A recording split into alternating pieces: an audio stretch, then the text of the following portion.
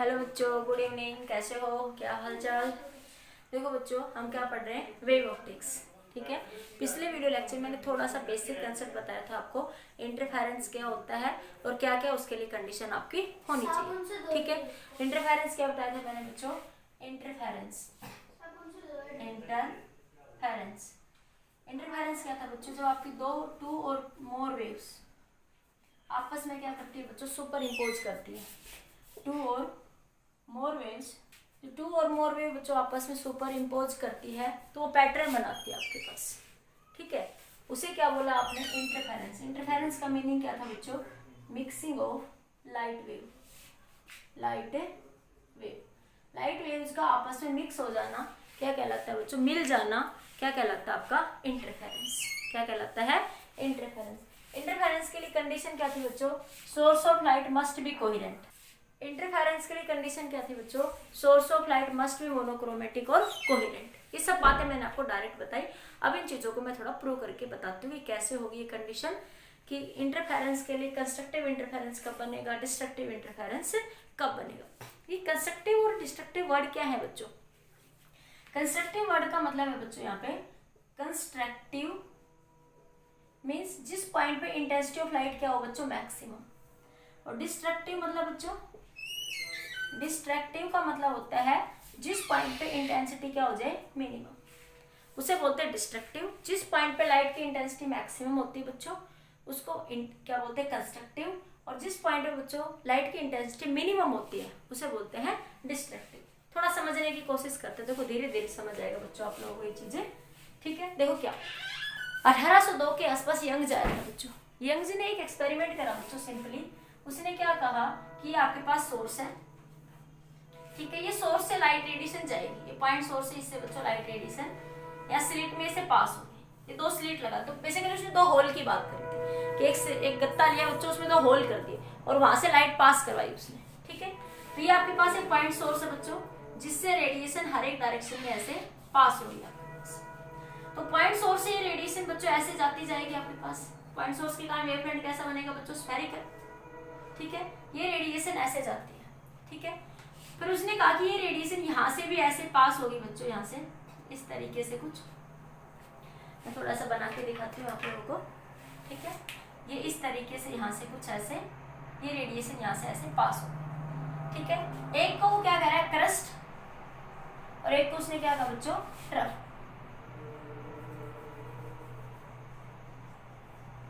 एक को क्या कहा उसने, ट्रफ। एक को क्या कहा, ट्रफ। एक को क्या कह रहा है बच्चों, क्रस्ट। उसने कहा कि क्रस्ट और ट्रफ जाए, स्लिट है बच्चों, ये दो स्लिट है S1 और S2। यहाँ से जब लाइट रेडिएशन जाती है बच्चों यहाँ से, तो हमारे पास स्क्रीन है। ठीक है। इस स्क्रीन पे हमें सेंटर पे हमेशा कैसे फ्रिंज मिलती है बच्चों, ब्राइट। ठीक है। इसके इस साइड कैसे मिलेगी, डार्क फ्रिंज। फिर क्या बनेगी आपके पास, ब्राइट। फिर क्या बनेगी बच्चों इधर, डार्क। डार्क डी मतलब डार्क, बी मतलब ब्राइट। एक फिर कैसी बनेगी बच्चों, ब्राइट। बेसिकली मतलब क्या था बच्चों, उसने देखा बच्चों कि एक सोर्स है, ये एक सोर्स है। ठीक है। ये सोर्स से रेडिएशन ऐसे जा रही है, ये रेडिएशन यहाँ स्लिट में से पास होती हुई जब स्क्रीन पे पहुंची बच्चों, ये रेडिएशन इन स्लिट्स में से पास होती हुई, कंडीशन होती है बच्चों स्लिट्स की, कुछ बाद में डिस्कस करेंगे इस बारे में। ये स्लिट्स जाते हुए इस स्क्रीन पे एक पैटर्न बनाती है बच्चों। ठीक है। यंग जी ने क्या एक्सपेरिमेंट करा आपके पास यहाँ पे, कि आपके पास कि स्लिट से लाइट रेडिएशन गई। ठीक है। और ये लाइट रेडिएशन यहाँ पे जाके एक पैटर्न बनाती है, जिससे क्या बनती है, अल्टरनेटिंग डार्क और ब्राइट फ्रिंज। बेसिकली क्या करा बच्चों उसने, यहाँ से देखो, ऐसे समझो कि एक आपके पास कार्डबोर्ड था। ठीक है। कार्डबोर्ड पर उसने दो बारीक से होल कर दिए, ये स्लिट 1 और ये स्लिट, फाइन फाइन होल कर दे, क्या कहलाता है, स्लिट।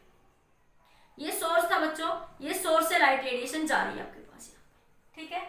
तो सोर्स से देखो, वैसे तो सोर्स है बच्चों, सोर्स से लाइट रेडिएशन स्फेरिकल फॉर्म में आएगी। आगे एक लेंस लगा देते हैं ताकि लाइट रेडिएशन जो आपके पास इस तरीके से जो जाएंगी स्फेरिकल फॉर्म में, वो आगे जाके कैसे हो जाए, पैरेलल। एक्सपेरिमेंट के दौरान ये रेडिएशन बच्चों इस स्लिट में से पास होती है।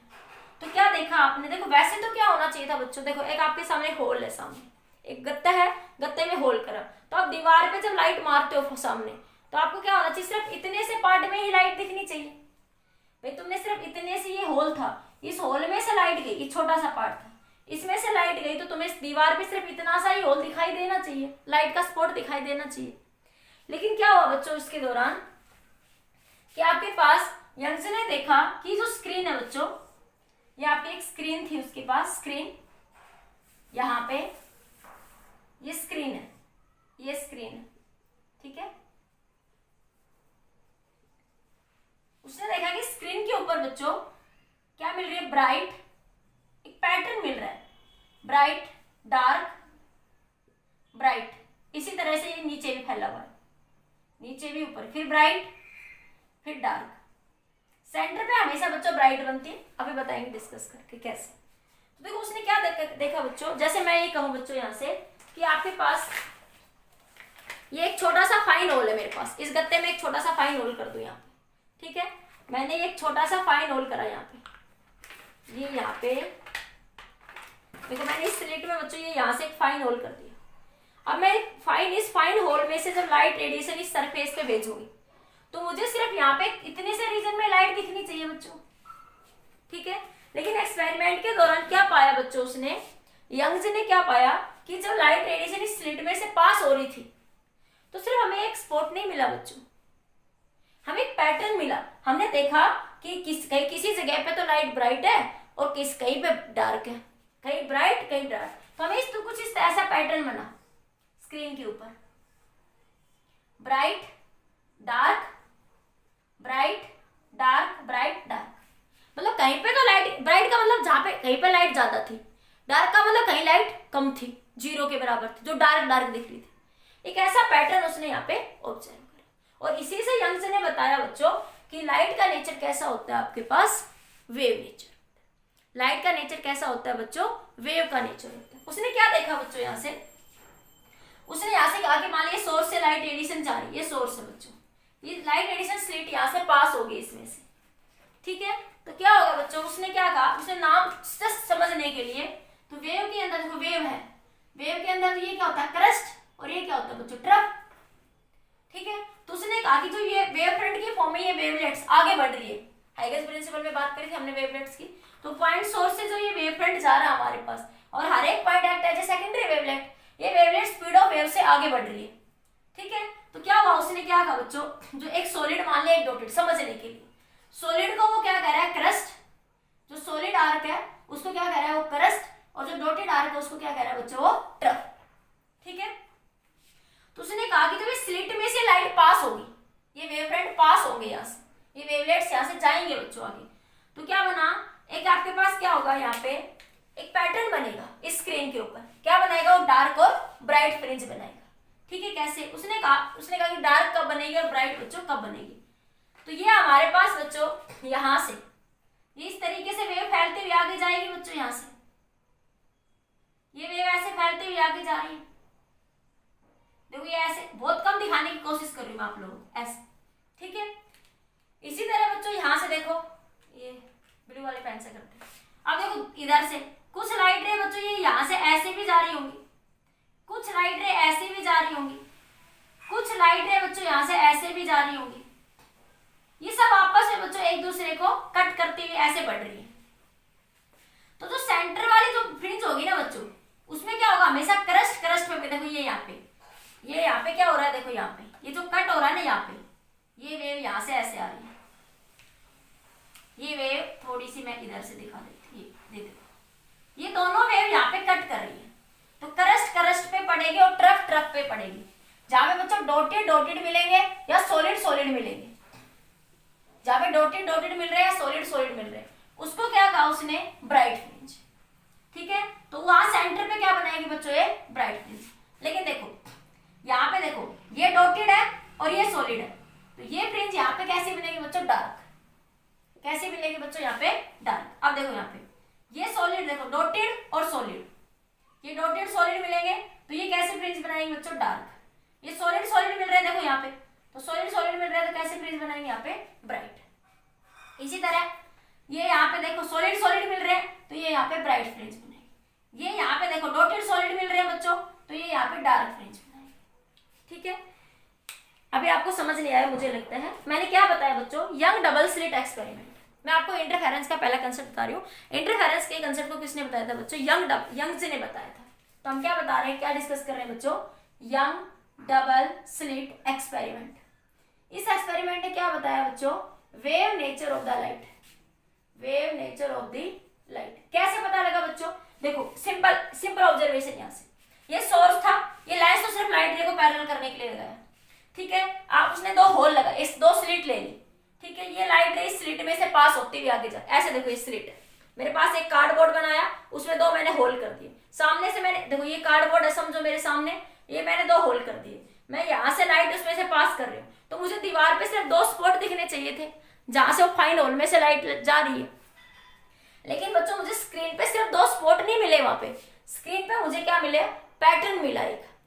क्या मिला? एक पैटर्न, जिसे हम क्या कहते हैं? ब्राइट और डार्क फ्रिंज। क्या कहते हैं उस पैटर्न को? नाम क्या दिया? फ्रिंज। तो देखा बच्चों, सेंटर पे हमेशा ब्राइट फ्रिंज बनेगी, ये कंडीशन बाद में बताऊंगी क्यों बनेगी, ठीक है। और उसके दोनों साइड कैसी बनेगी? डार्क। मतलब यहाँ इंटेंसिटी ऑफ लाइट मैक्सिमम थी, यहाँ लाइट चमक रही थी, यहाँ लाइट काली काली दिख रही थी, तो उसको क्या बोला बच्चों? अपने पैटर्न। इसको समझने के लिए यहाँ बना दिया, ठीक है। यहाँ पे मैं फिर से बना के दिखाऊं, बेसिकली थोड़ा सा वैसे हो जाता है आपके पास, ठीक है। मैं एक बार इधर से फिर बना के दिखा देती हूँ। देखो ये वही हो रहा है बच्चों, ये स्लिट है, देखो ये स्लिट है, ठीक है। ये स्लिट बहुत ही बारीक होती है बच्चों, ये होल बहुत ही बारीक होल होते हैं। होल कह दो, ये स्लिट कह दो, फाइन स्लिट S1 और S2, ये दो फाइन होल कर देना। अब इन होल में से बच्चों लाइट जाएगी, ये सोर्स है, सोर्स से लाइट ऐसे ऐसे आ रही है, ठीक है। ये सोर्स से जो है बच्चों यहाँ से आपकी लाइट ऐसे ऐसे आ रही है, ठीक है। अब मैं देखो दो पेन से बताते हैं। तो उसने कहा देखो वेव चल रही है, ठीक है। Every point act new source of disturbance, Huygens ने कहा था। ये वेव फ्रंट आगे बढ़ता जाएगा, हर एक वेव फ्रंट को, हर एक पार्टिकल क्या कहलाएगा? वेवलेट कहलाएगा। और वेवलेट किससे चलेगी बच्चों? Speed of lights. ये सारे वेव फ्रंट ऐसे फैलते हुए आगे जा रहे हैं। तो देखो बच्चों ये यहाँ से रहेंगे, है तो ये वेव ही ना बच्चों, वेव ही तो आगे बढ़ रही है। वेव के लिए अंदर एक क्या होता है? क्रस्ट, एक क्या होता है? ट्रफ। उसे समझाने के लिए जैसे बात करें, उसने कहा कि मैं दो लाइनें बना रहा हूं, एक सॉलिड और एक डॉटेड, ठीक है। सॉलिड को क्या कह दिया बच्चों उसने? ट्रफ, क्रस्ट, और डॉटेड को क्या कह दिया? ट्रफ, ठीक है। डॉटेड को क्या कह दिया? ट्रफ। एक को क्रस्ट, किसी को तुम क्रस्ट कह दो, किसी को तुम ट्रफ, समझने के। तो देखो बच्चों ये लाइट रे आगे बढ़ते हुए ऐसे आएगी, तो ये इस होल में से ऐसे जाएगी, ये यहां से भी ऐसे जाएंगी, ठीक है। फिर ये, इसको क्या नाम दिया? क्रस्ट। सॉलिड को क्या नाम दिया मैंने? क्रस्ट। फिर ट्रफ, फिर एक क्रस्ट और ट्रफ, ये ऐसे वेव बनेगी बच्चों, ऐसे ऐसे, ठीक है। फिर ये आपके पास ट्रफ, ये आपके पास ट्रफ। फिर ये बच्चों आपके पास सेम सिचुएशन यहाँ पे बनेगी आपके पास, यहाँ से ये यहाँ से आपके पास ऐसे, ठीक है। अब देखो यहाँ से देखो, पहले इसी पॉइंट देख लो, ये सेंटर से डार्क डार्क पे पड़ रही है, रेड रेड पे पड़ रही है, ठीक है। देखो ये यहाँ पे सेंटर पे कैसे फ्रीज बनाएगी बच्चों? ब्राइट, ठीक है। अब देखो मैं अगली लाइन लेती हूँ, देखो यहां से, ये देखो यहां से, ये डॉटेड जो है ये सॉलिड पे पड़ रहा है, डॉटेड पे बन रहा है बच्चों यहाँ से। अब देखो यहाँ देखो, ये डॉटेड और सॉलिड है, डॉटेड और सॉलिड है, तो बच्चों ये यहाँ पे कैसे फ्रीज बनाएगी? डार्क। ऐसे नंबर ऑफ वेव्स होंगे, तो थोड़ी सी आपको समझाने के लिए बता रही। इसी तरह बच्चों देखो डॉटेड और सॉलिड मिल रहे हैं, तो डॉटेड और सॉलिड जहां पे भी कट करेंगे वो कैसे फ्रिंज बनाएगी बच्चों? वहां पे डार्क फ्रिंज बनाएगी, ये इक्वल पैटर्न में बनेगी, ठीक है। और जैसे वेव ले लू मैं यहाँ से, एक वेव जैसे मैंने ये ले ली, दूसरी,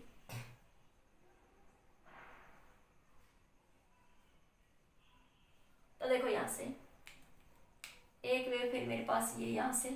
अब जहां पे भी देखो बच्चों डार्क डार्क में पड़ रही है तो ब्राइट फ्रिंज, ठीक है। इसी तरह यहां से आपके पास ये यहाँ पे देखो डार्क डार्क मिल रही है, तो ये पैटर्न में जाके आगे क्या बनाएगी आपके पास? ये या डॉटेड डॉटेड मिल रही है, आपस में यही मिल रही है, तो ये यहाँ पे कैसे फ्रिंज बनाएगी? फिर ब्राइट। कैसे फ्रिंज बनाएगी बच्चों? ब्राइट, ठीक है। और कोई फ्रिंज आपस में कहीं पे कट कर रही हो यहाँ पे, तो वो इसी तरीके से। तो पैटर्न में क्या मिलेगी बच्चों? ब्राइट और डार्क फ्रिंज। कैसे फ्रिंज मिलेगी? ब्राइट और डार्क फ्रिंज, ठीक है। एक बार नोट कर लीजिए।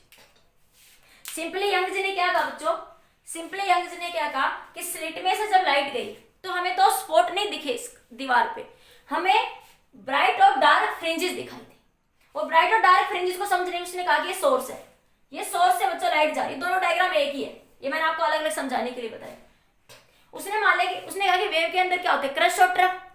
उसने कहा कि ये वेव फ्रंट यहां से जब पास हो रहे हैं तो एक को क्रस्ट मान लिया, एक को ट्रफ कह दिया, ठीक है, सिंपल तो बच्चों यही था, सिंपल डायग्राम तो यही है आपको जस्ट समझाने के लिए। तो उसने कहा कि जब क्रस्ट क्रस्ट पे पड़ेगा, जब क्रस्ट क्रस्ट ऐसे मिलेंगे या ट्रफ ट्रफ आपस में मिलेंगे तो हमेशा फ्रिंज कैसी बनेगी, ब्राइट।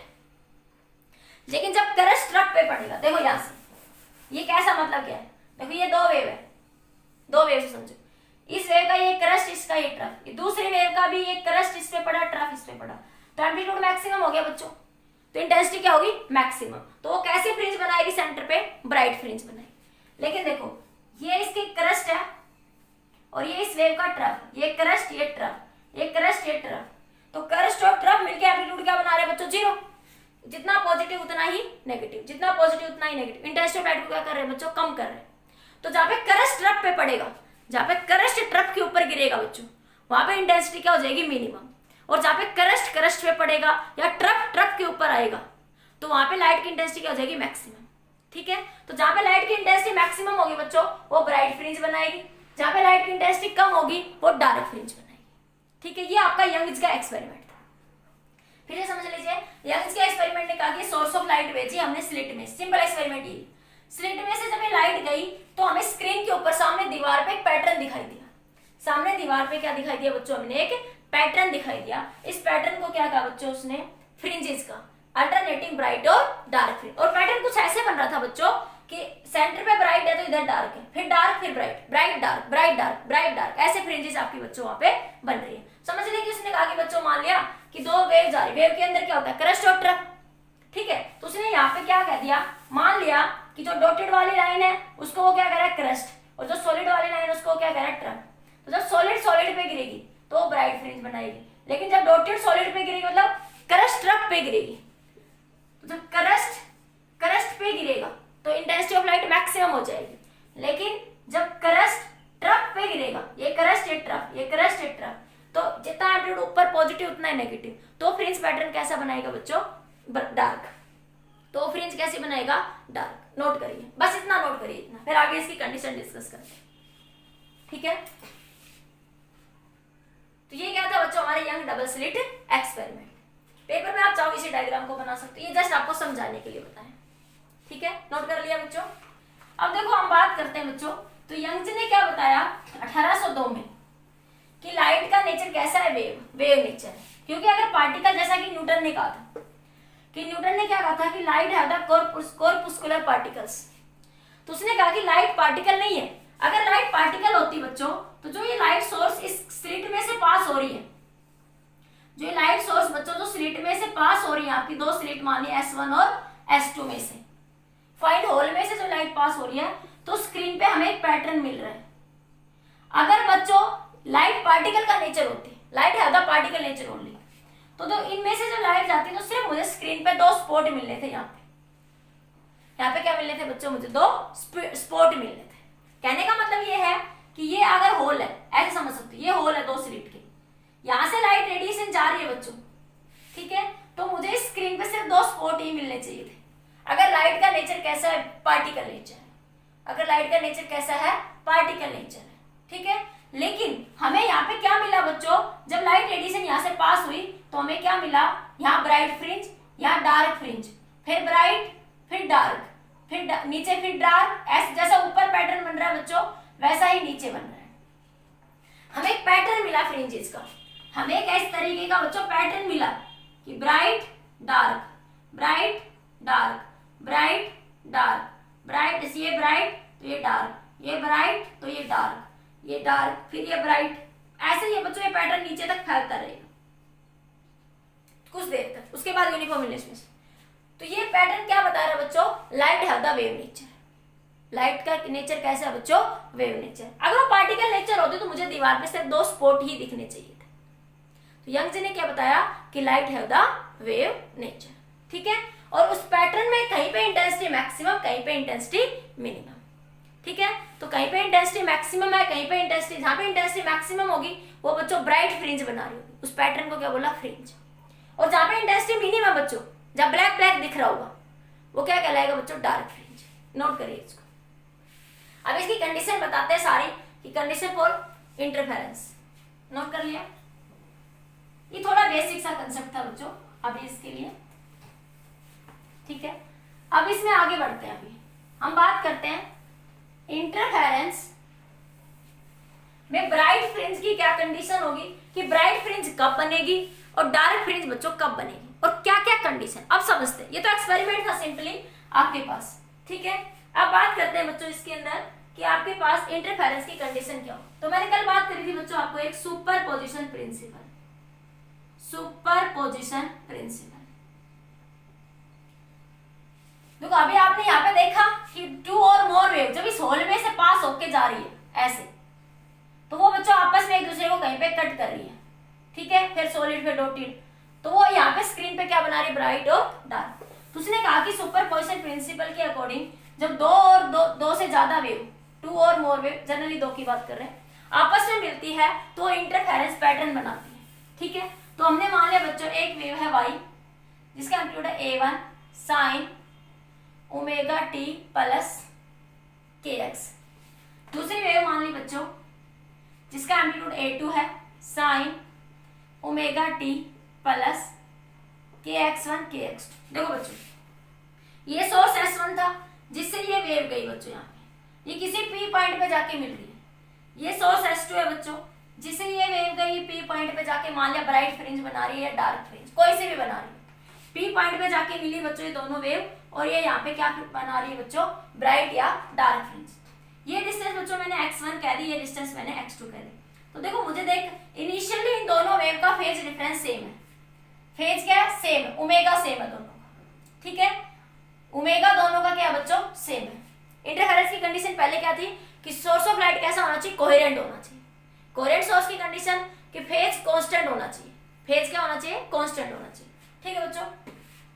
तो ये वेव है, इनिशियली दोनों का फेज क्या बच्चों, कांस्टेंट है, ओमेगा सेम है। तो ओमेगा सेम है बच्चों, तो आपके पास ओमेगा की वैल्यू क्या होती है, 2πf, 2πf भी क्या हो जाएगा बच्चों, सेम हो जाएगा, ठीक है। फ्रीक्वेंसी क्या होती है बच्चों, v बाई लैम्डा, तो फ्रीक्वेंसी सेम है तो लैम्डा भी क्या रहेगा बच्चों, वहां पे सेम रहेगा, उसी मीडियम के लिए, उसी मीडियम के लिए, ठीक है। तो लैम्डा भी क्या रहेगा आपका, सेम रहेगा। तो k क्या होता है, 2π बाई लैम्डा, वो इस फैक्टर के लिए आपका कांस्टेंट है, ठीक है। तो अब यहाँ पे इस दोनों वेव को बच्चों सुपर इम्पोज करवाते हैं।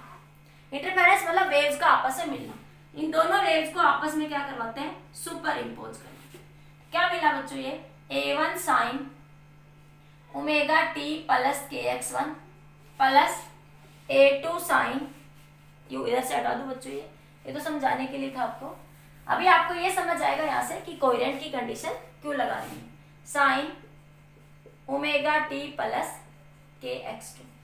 तो मैं बात करूं बच्चों फेज डिफरेंस, इंटरफेरेंस के लिए पहली कंडीशन क्या है कि कोहेरेंट सोर्स ऑफ लाइट होना चाहिए, और कोहेरेंट सोर्स किसका कहते हैं, जिसका फेज डिफरेंस क्या हो बच्चों, आपका कांस्टेंट। तो यहाँ से फेज डिफरेंस की बात करते हैं, तो ये इसका फेज है बच्चों, इसको φ1 फेज कह दूं, इसको मैं φ2 फेज कह दूं, तो देखो इसका फेज डिफरेंस ज्यादा होगा, क्योंकि देखो ये सोर्स तो इतना चल रहा है, ये x1 P पॉइंट के लिए, और ये S2 सोर्स बच्चों यहां से चल रहा है,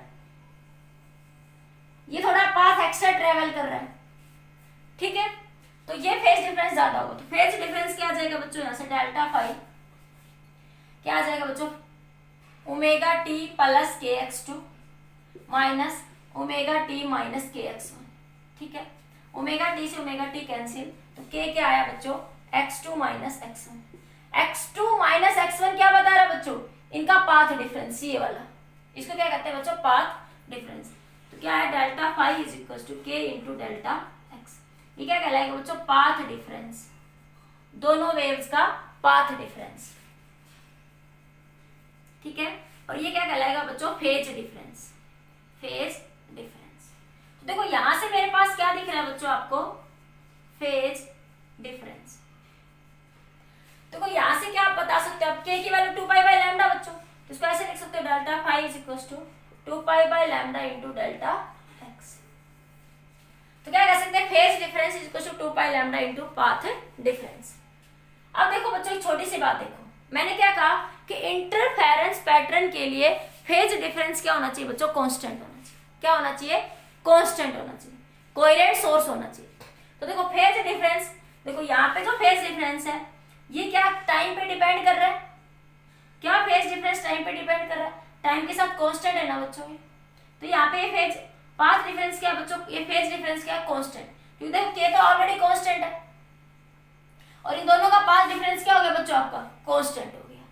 ठीक है, तो यहाँ से क्या देख रहे हो कि जो फेज डिफरेंस है बच्चों वो टाइम पे डिपेंड नहीं कर रहा। फेज डिफरेंस का मतलब बच्चों कि यहाँ से देखो ये 1.1, ये 0.2 या 3, ये 4, यहाँ ब्राइट, यहाँ डार्क, यहाँ ब्राइट, यहाँ डार्क, तो इस पॉइंट पे आने वाली वेव्स सबका फेज डिफरेंस सेम रहेगा उस पॉइंट के लिए, उस पॉइंट के लिए इस पॉइंट पे आने वाली सारी वेव्स का फेज डिफरेंस सेम रहेगा। तो एक अलग अलग पॉइंट पे अलग अलग हो सकता है, लेकिन एक पर्टिकुलर पॉइंट पे जो भी वेव आएंगी उनका फेज डिफरेंस क्या रहेगा बच्चों, कांस्टेंट रहेगा। इस पॉइंट पे आने वाली सारी वेव का फेज डिफरेंस कांस्टेंट, इस पॉइंट पे आने वाली सारी वेव का फेज डिफरेंस क्या रहेगा, कांस्टेंट। जैसे इस पॉइंट के लिए 1 है फेज डिफरेंस, तो इसके लिए 1 ही रहेगा, इसके लिए 2 है बच्चों तो इसके लिए 2 ही रहेगा। ठीक है, क्योंकि फेज डिफरेंस टाइम के साथ, टाइम पर डिपेंड नहीं कर रहा, टाइम के साथ चेंज नहीं हो रहा। यही कंडीशन किसकी है बच्चों, कोहेरेंट सोर्स। एक बार नोट करिए जल्दी से, नोट कर लिया बच्चों, हो गया। तो क्या लिखोगे बच्चों, कोहेरेंट सोर्स, ये नोट कर लिया। तो यहां से क्या लिखोगे, coherent source, coherent source is the source which have constant phase difference, constant phase difference. It does not depends on the time. Yes, it does not vary with the time. It does not vary with the time, with the time, time के साथ बच्चों vary नहीं कर रहा। तो ऐसा source क्या कहलाएगा, ये फेज डिफरेंस जो है बच्चों ये क्या है, कांस्टेंट है। ये कैसा है, कांस्टेंट फेज डिफरेंस, ये टाइम के साथ बच्चों चेंज नहीं हो। अभी बात कर लेते हैं, अभी नोट कर लीजिए पर जल्दी ये पॉइंट। तो ये मैंने पिछले वीडियो लेक्चर में बताया था कि कोहेरेंट सोर्स क्या होता है, जिसमें फेज डिफरेंस क्या हो, कांस्टेंट, ओमेगा सेम हो, सब सेम हो बच्चों। ठीक है, अब देखो बेसिकली बच्चों हम इन दो वेव का क्या कर रहे थे, सुपरपोजिशन कर रहे थे। दो वेव का क्या कर रहे थे बच्चों, सुपरपोजिशन, सिंपल हार्मोनिक मोशन कर रहे थे। ठीक है, सिंपली हम सिंपल हार्मोनिक मोशन में जैसे पीछे पढ़ा था उसी तरीके से बच्चों सिर्फ हम इनको क्या कर रहे थे, ऐड कर रहे थे दोनों वेव्स को। तो ये मान ले देखो ये वेव है, इसका फेज डिफरेंस क्या होगा बच्चों, कम होगा। क्यों, क्योंकि देखो ये S1 वेव है, ये मान लो x1 डिस्टेंस चली थी, ये आपकी x2 वेव थी P पॉइंट तक। ठीक है, ये x2 डिस्टेंस चल रही है, तो देखो x2 ज्यादा x1 से, तो ये पाथ फेज डिफरेंस ज्यादा होगा इससे बच्चों। ठीक है, तो देखो दो वेव्स है उनको सिंपली वेक्टर फॉर्म में ड्रॉ कर सकते हैं। ये एक वेव है जिसका एम्पलीट्यूड क्या मान लिया आपने, A2 मान लिया। ठीक है, ये दूसरी वेव थी बच्चों जिसका एम्पलीट्यूड क्या था आपका A1। दोनों के बीच में अभी मैंने निकाला इनको सोल्व करके, डेल्टा फाई कितना आया था बच्चों आपके पास, 2 pi by lambda into delta x, या मैं कह सकती हूँ फाई को, डेल्टा फाई को थोड़ी देर के लिए मैं फाई कह देती हूँ। ठीक है, ये फाई क्या बता रहा है, फेज डिफरेंस। ठीक है, इनिशियली फेज सेम था, इनिशियली दोनों का पास पॉइंट क्या था आपका, सेम था, तो आपके पास फेज डिफरेंस ये आया। तो ये देखो मैंने डेल्टा फाई को फाई लिख दिया सिंपली। ठीक है, अब इन दोनों का रिजल्टेंट कहीं ऐसे होगा, इसको मैं मिला दूं, ये पैरेललोग्राम मिलकर बन गया बच्चों आपके पास एक। ठीक है, ये क्या बन गया, एक पैरेललोग्राम। तो मैं यहाँ से रिजल्टेंट एम्पलीट्यूड लिख सकती हूँ, ए आर क्या बन जाएगा, लॉ ऑफ पैरेललोग्राम वेक्टर में पढ़ा है, A1 का स्क्वायर प्लस A2 का square plus 2 A1 A2 cos phi. ठीक है, इसका अंडर रूट। देखो ये कोस फाई बच्चों यहाँ पे कांस्टेंट है, कोस फाई जो टाइम पे डिपेंड नहीं कर रहा कि टाइम के साथ कोस फाई चेंज हो रहा है, तो ये कोस फाई बच्चों यहाँ पे क्या है, constant. Here cos phi constant, does not depend on the time, does not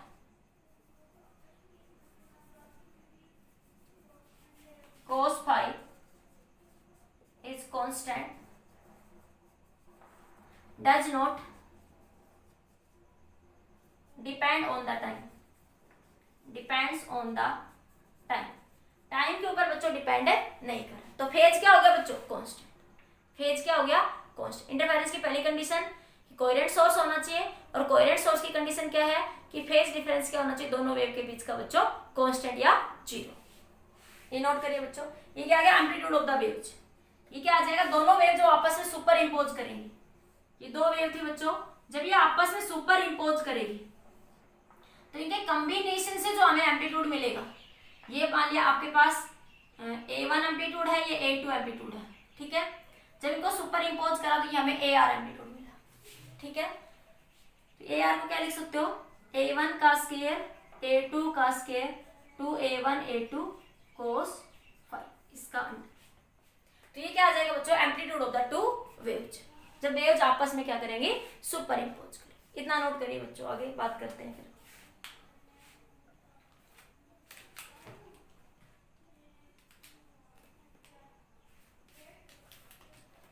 कर लिया बच्चों नोट,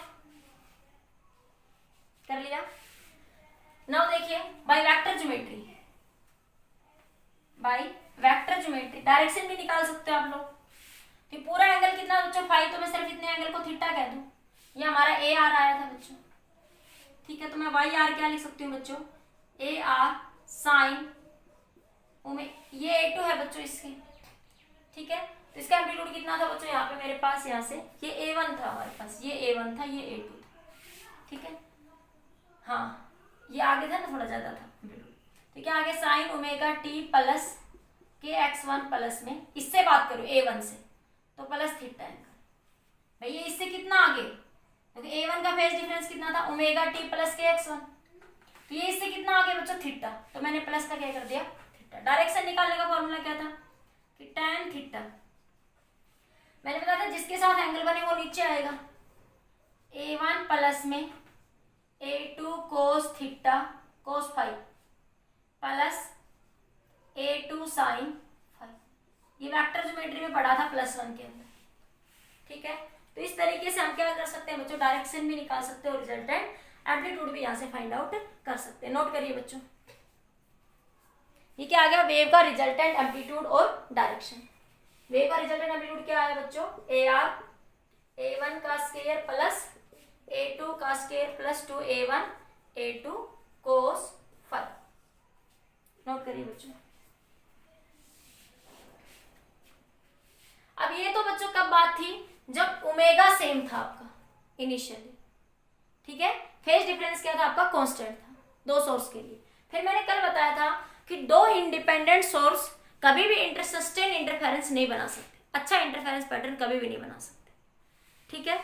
कभी भी आपके पास दो इंडिपेंडेंट सोर्स, जैसे दो बल्ब है, ऑर्डिनरी दो बल्ब लगा दूं मैं, या स्लिट के ऊपर दो ऑर्डिनरी बल्ब लगा देती मैं, यहाँ पे दो ऑर्डिनरी बल्ब लगा देती यहाँ पे और यहाँ पे, तो कभी भी यहाँ पे अल्टरनेटिव ब्राइट और डार्क फ्रिंज बच्चों यहाँ पे नहीं मिलेगी। तो टू इंडिपेंडेंट सोर्स बच्चों कभी भी इंटरफेरेंस पैटर्न नहीं बनाएगा, क्यों, क्योंकि उस सिचुएशन में फेज डिफरेंस कांस्टेंट नहीं रहता, सोर्स कोहेरेंट नहीं होता। क्यों, देखिए कैसे, ये नोट कर लिया, जल्दी नोट कर। कोहेरेंट सोर्स की कंडीशन क्या होती थी कि ओमेगा सेम होना चाहिए, same frequency same wavelength and constant phase difference, same frequency same wavelength and constant phase difference, यही कंडीशन थी बच्चों हमारे पास किसकी, कोहेरेंट सोर्स की। अब मान लिया बच्चों, मैंने मान लिया लेट ये ओमेगा 1 थी फ्रीक्वेंसी और इसकी फ्रीक्वेंसी क्या थी बच्चों, ओमेगा 2, ठीक है। हम दोनों को ऐड करेंगे यहां से, तो ये बनेगा आपके पास A1 sine omega 1 into T plus KX1 plus A2 sine omega 2 into T plus KX2, ठीक है। तो फेज डिफरेंस देखते हैं बच्चों, यहाँ से डेल्टा फाइव, ये फेज डिफरेंस मान लिया फाइव 2 है, ये क्या है 5 1, तो भाई इसी सिचुएशन की बात कर रही हूँ। ये सोर्स x1 डिस्टेंस चला यहाँ से ये P पॉइंट तक, ये सोर्स S1 ये S2, ये यहाँ पे आपके पास ये स्लिट S1 और S2 से दो वेव जा रही है P पॉइंट के ऊपर, अरे यही बात, दो स्लिट थी तो आपके पास ये वेव ऐसे जा रही थी, तो मैंने माना कि ये स्लिट S1 है, ये स्लिट S2 है, तो इस स्लिट से इस पॉइंट P पे एक वेव गई, इस पॉइंट से ये एक वेव गई, इस पॉइंट P पे मान लो ब्राइट और डार्क जो भी फ्रिंज बना रही, इस स्लिट से एक वेव यहाँ से ऐसे जाएगी, एक वेव यहाँ से ऐसे जाएगी, ये दोनों वेव यहाँ पे सुपर इम्पोज करके क्या बनाएगी आपके पास, कोई भी ब्राइट या डार्क, पता नहीं कौन सी बनाएगी, ब्राइट या डार्क मान लिया कोई भी, ठीक है। तो इसका पार्ट डिफरेंस बच्चों ज्यादा है तो कह सकती हूँ 5 2 माइनस का 5 1, क्या कह सकती हूँ, omega 2 T plus kx2 minus omega 1t minus kx1।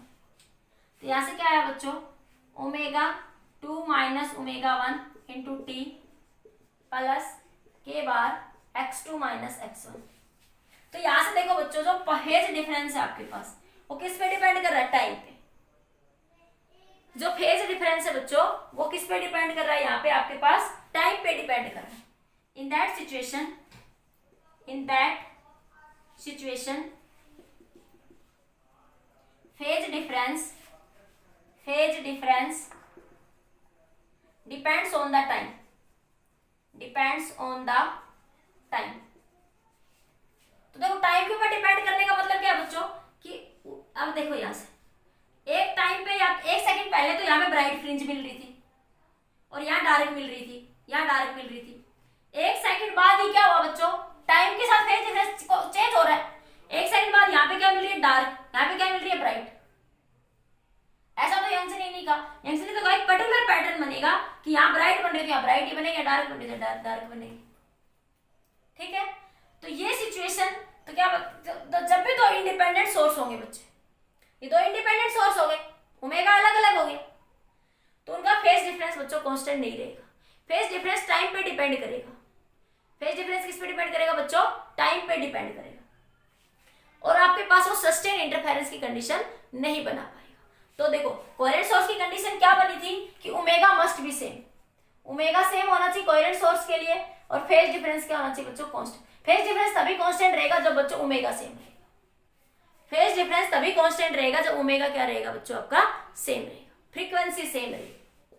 Frequency क्या रहेगी बच्चों, सेम रहेगी आपके पास। ठीक है, समझ आए, नोट करिए,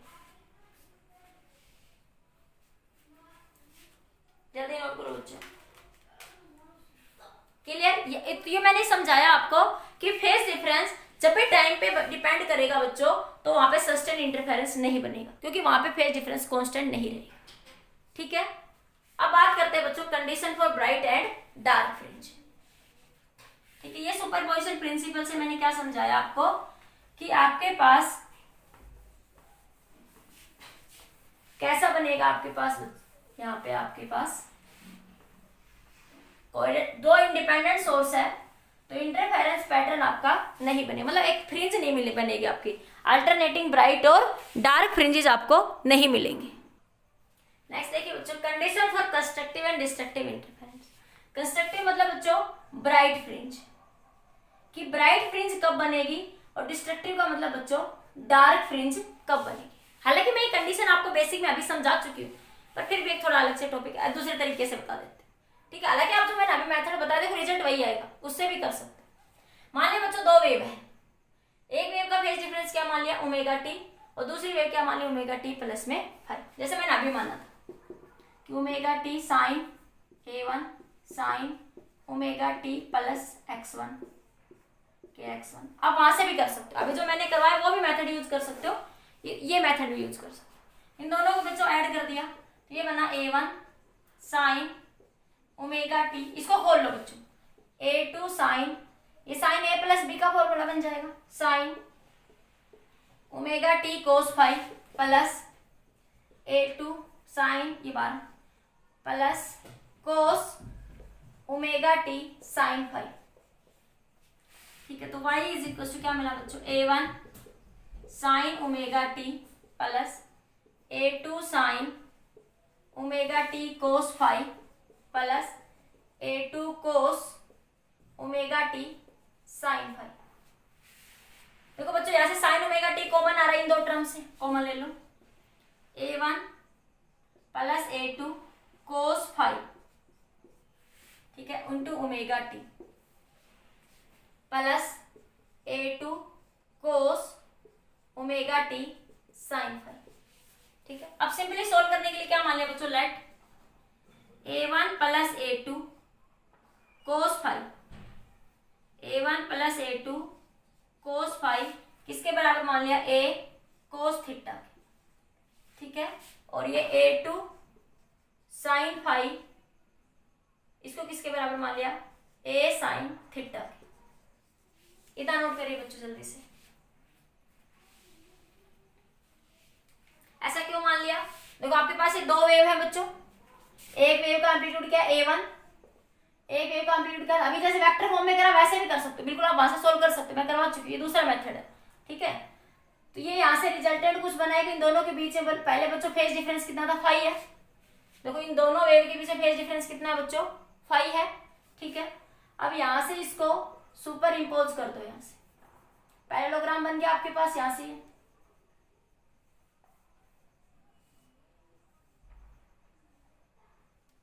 एक पैरेललोग्राम बन जाएगा। Triangle law of vector addition +1 में पढ़ा है, तो वहां से भी मेरे पास रिजल्ट वही आया था, ठीक है। और ये एंगल मैंने मान लिया बच्चों यहाँ से थीटा, ये एंगल क्या मान लिया, थीटा। रिजल्टेंट जो एम्पलीट्यूड आएगा ये AR जो आएगा उसके साथ ये एंगल कितना बन रहा है बच्चों, थीटा एंगल बना रहा है। इसलिए मैंने मान लिया कि लेट ये जो टर्म है वो resultant amplitude A cos theta के बराबर है, और ये जो टर्म है किसके बराबर, A sin थीटा। सिर्फ सिंप्लीफिकेशन के लिए नोट करिए, जल्दी से कर लिया नोट। अब क्या करेंगे बच्चों, यहां से आप चाहो तो मैंने फर्स्ट मेथड करवाया बच्चों, उससे भी कर सकते हो, पर मैं सेकंड मेथड भी करवा रही हूँ इसका। इसको क्या लिख देते हैं बच्चों, A cos थीटा प्लस ये क्या है बच्चों, A cos थीटा, इसके साथ में sin ओमेगा टी भी था ना बच्चों, यहाँ पे sin omega t into sin omega t plus ये क्या बन गया बच्चों, यहाँ से आपके पास A sin cos omega t into A sin phi की जगह लिख दिया A sin थीटा, A बाहर ले लो बच्चों, क्या बन गया cos omega T sin omega T cos theta, cos omega T sin theta, क्या बन गया cos A sin B sin A cos B, ठीक है। तो ये बन गया A sin omega t plus theta. देखो हमने पहले भी तो यही करा था ना, फाइनल में जब रिजल्टेंट लिखा था वाई आर, तो रिजल्टेंट एम्पलीट्यूड इसके बराबर आ गया था हमारे पास। ए क्या, रिजल्टेंट एम्पलीट्यूड, और ये रिजल्टेंट एम्पलीट्यूड इसके साथ एंगल क्या बना रहा है बच्चों, थीटा, ठीक है। तो इसको सोल्व करो, इसको नंबर 1 इक्वेशन कह दो, इसको नंबर 2 इक्वेशन कह दो, ठीक है। By squaring and adding both the equation, ये लिखिए स्क्वेयरिंग, पहले देखो स्क्वेयर कर रही हूँ फिर ऐड कर रही हूँ, स्क्वेयरिंग एंड एडिंग, ये ध्यान रखना, एडिंग द इक्वेशन 1 and 2, ठीक है। तो ये क्या बन जाएगा बच्चों, यहाँ से ये मैं हटा रही हूँ, तो इसका स्क्वायर करोगे तो ये बनेगा बच्चों यहाँ से A square cos square theta बराबर A1 का स्क्वायर, देखो स्क्वायर कर दिया, इसका भी स्क्वायर और इसका भी स्क्वायर कर रही हूँ, A square sin square theta बराबर इसका स्क्वायर करेंगे बच्चों A1 plus A2 cos phi का square plus A2 sin phi का स्क्वायर, ठीक है। तो ये बनेगा बच्चों यहाँ से आपके पास, देखो ये बना A स्क्वायर बाहर आ गया, तो cos square theta plus sin square theta, cos square theta plus sin square theta क्या है बच्चों, A1 का स्क्वायर प्लस A2 का square plus 2A1 A2 cos phi plus A2 का स्क्वायर sin स्क्वायर फाई, ठीक है। A1 का square plus A2 का स्क्वायर प्लस में क्या आ जाएगा यहाँ से आपके, ये आ जाएगा बच्चों, तो ये 1 बन गया, A स्क्वायर रिजल्टेंट बराबर ये बच्चों यहाँ पे ये A2 cos स्क्वायर आएगा बच्चों, यहाँ A1 का square plus A2 square cos square phi, तो ये बना बच्चों यहाँ से A1 का स्क्वायर प्लस ये A2 cos square phi A2 sin square phi, A2 common ले लोगे तो cos square phi sin square phi क्या बन जाएगा A2 का square plus 2A1 A2 cos phi. देखो रिजल्टेंट एम्पलीट्यूड वही आया ना जो मैं इस वेक्टर लॉ से कर रही थी, तो आप पहले वाले मेथड से कर सकते हो, सिंपली कह दो कि दो वेव है उनको ऐड करा, तो इसे पैरेललोग्राम ला से सीधा कह रही थी कि रिजल्टेंट एम्पलीट्यूड क्या बन जाएगा A1 का स्क्वायर A2 का square 2A1 A2 cos phi, ठीक है बच्चों, वही आया ना, देखो अभी भी वही आया, ठीक है। तो आप कोई से भी मेथड से कर सकते हो, आप इस triangle law of vector addition वाले मेथड जैसे मैंने पहले बेसिक में सोल्व करवाया आपको, आप चाहो तो इनको अज्यूम करके सोल्व कर ले सकते हो, मैं दोनों मेथड करवा दी जिस किसी मेथड से आप करना चाहो, ठीक है बच्चों। तो ये आया हमारे पास रिजल्टेंट एम्पलीट्यूड। नोट करिए बच्चों जल्दी से इस कंसेप्ट को, जल्दी नोट कर लो बच्चों। कर लिया नोट बच्चों? हो गया। अब देखो मेरे पास क्या क्या आया बच्चों, मुझे बात करनी condition for constructive and destructive interference. ठीक है, तो मेरे पास एम्पलीट्यूड क्या आ गया बच्चों, यहां से रिजल्टेंट एम्पलीट्यूड क्या आया, a1 का स्केयर प्लस a2 का square to a1 a2 cos phi. ठीक है, इसका अंडर रूट। अब यहां से बच्चों मैं बात कर लेती हूँ छोटी सी टर्म की ओर कि इंटेंसिटी क्या होती है। इंटेंसिटी में बच्चों सिंपल हार्मोनिक मोशन में आप एक कंसेप्ट पढ़ा था कि वेव की इक्वेशन का, इंटेंसिटी होती है 2 pi f square rho into a square, 2 pi f square A square rho into v. V velocity of the wave होती है, स्पीड ऑफ वेव। ठीक है, देखो आता कैसे है आपके पास, टोटल एनर्जी ऑफ द दो सिंपल हार्मोनिक वेव को जो हम ऐड करते हैं, टोटल एनर्जी का फॉर्मूला होता है बच्चों 1/2 m omega square A square. A amplitude होता है बच्चों, ओमेगा को क्या लिख सकते हो बच्चों, 2 पाई एफ का स्केयर इंटू ए स्केयर, क्या है 1/2 m 4 पाई स्केयर एफ का square into a square. Intensity का फॉर्मूला क्या होता है बच्चों, energy per unit area per unit time. Energy of the total energy of the two simple harmonic wave ये आती है हमारे +1 में पढ़ा हुआ, नहीं पढ़ा तो देख लो वहां जाके। तो 1/2 m, ये 2 से 2 बच्चों कैंसिल हो जाएगा, तो ये है 2 पाई स्केयर एफ स्केयर ए स्केयर इंटू एम। ठीक है, नीचे क्या एरिया इंटू टाइम। इसको क्या करूं बच्चों मैं, किसी जितनी डिस्टेंस वेव चली उतनी से क्या कर दूं मैं मल्टीप्लाई, और उतनी से मैं डिवाइड कर दूं। तो देखो एरिया इंटू लेंथ क्या बन गया, वॉल्यूम। एरिया इंटू लेंथ क्या बन गया बच्चों, वॉल्यूम। तो क्या बना आपके पास 2 pi square F square A square M by volume, और ये L by T. Mass upon volume क्या बन गया बच्चों, डेंसिटी। तो 2 पाई स्केयर एफ स्केयर ए स्केयर इंटू डेंसिटी, और डिस्टेंस अपॉन टाइम क्या हो जाएगा, स्पीड ऑफ द वेव। तो यहां से क्या समझ आ रहा है कि intensity amplitude of the wave के स्केयर के बराबर है। इंटेंसिटी जो है एम्पलीट्यूड ऑफ द स्केयर के वेव के बराबर। तो ये रिजल्टेंट एम्पलीट्यूड आया वेव का हमारा, जब दो वेव ने आपस में सुपर इंपोज करा बच्चों, इंटरफेरेंस पैटर्न बनाया, तो ये क्या आया उन दोनों वेव का एम्पलीट्यूड। एक बार इसको नोट कर लो, रफली साइड में लिख लो।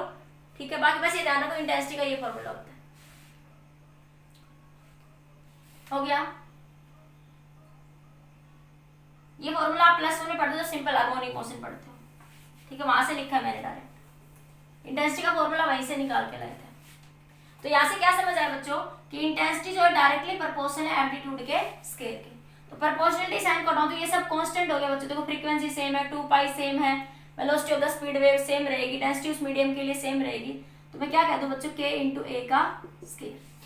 कांस्टेंट को हटाया तो क्या लिख दिया मैंने, k इंटू ए का स्केयर। तो देखो एम्पलीट्यूड क्या है बच्चों, इसका स्केयर कर ले यहीं पे, अंडर रूट को हटा दूं, इसको इधर ए स्केयर कर दूं, तो रिजल्टेंट इंटेंसिटी क्या बन जाएगी बच्चों, आई। ये क्या बन जाएगी, एम्पलीट्यूड का स्केयर है तो इसको I1 लिख दूं, क्योंकि इंटेंसिटी बराबर है k इंटू ए स्केयर के। तो मैं ए स्केयर की जगह क्या लिख सकती हूँ, I बाई के। ए स्केयर की जगह क्या लिख सकती हूँ मैं, I बाई के। ठीक है, I बाई के लिख दूं। I1 के लिए I1 बाई के हो जाएगा, प्लस या I2 बाई के हो जाएगा, प्लस 2 रूट, देखो एम्पलीट्यूड का स्केयर हटाऊंगी यहां से, अंडर रूट ये बन जाएगा I बाई, A1 की जगह I1 बाई रूट के, और उसकी तरह I2 बाई रूट के। ये की वैल्यू आप चाहो 1 ले सकते हो, इंटू कोस फाई। ये बना बच्चों, देखो I बाई के, देखो ये K1 हो जाएगा, अंडर रूट में है ना, तो अंडर रूट में K इंटू के क्या हो जाता है बच्चों, K हो जाएगा। तो ये बना K बराबर I1 बाई के, I2 बाई के, ये इन दोनों की मल्टीप्लाई करेंगे बच्चों, यहाँ से आपके पास 2 root I1 into I2, I1 into I2, ये K बन जाएगा नीचे, कोस फाई। K से K मर गया, तो इंटेंसिटी क्या है बच्चों, I1 plus I2 two root I1 I2 cos five. ठीक है बच्चों, नोट करिए। ये क्या है, दो वेव का रिजल्टेंट एम्पलीट्यूड, ये क्या है बच्चों, दोनों वेव की रिजल्टेंट इंटेंसिटी। ये क्या है, दोनों वेव की रिजल्टेंट इंटेंसिटी, ये क्या है, दोनों वेव का रिजल्टेंट एम्पलीट्यूड। नोट कर लिया बच्चों।